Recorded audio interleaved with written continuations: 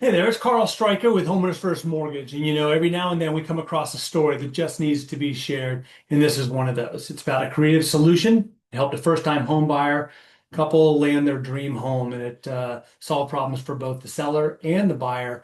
And it did it without having the buyer go over their budget.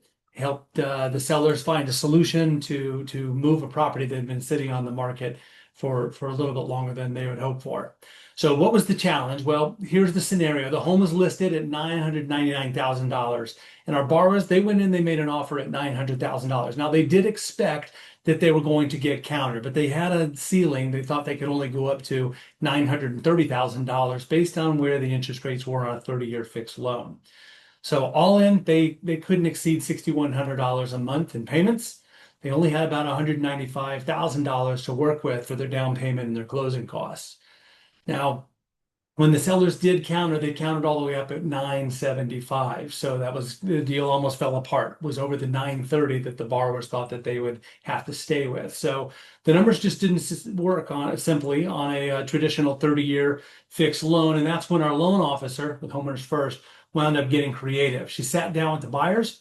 She ran numbers. She started looking at a 7-year adjustable mortgage and partnering with the agent, even speaking with the seller to try to explain the story.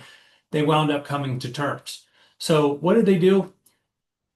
Going from around a 6.75 30-year fixed rate, they jumped over to a 7-year loan, but not just going with a par buy where they're not paying extra points. The interest rate would have been at 6.125, but they actually paid close to 2 points. They paid about 1.7 points to buy that rate down to 5.375. And that wound up being the big part of the solution that made this deal come together. So taking advantage of that 7.6 adjustable mortgage, paying the additional funds to get that rate down to 5.375, we were able to keep the payments down to $6,148 for the borrower. So what was the outcome? Well, the buyers are certainly thrilled.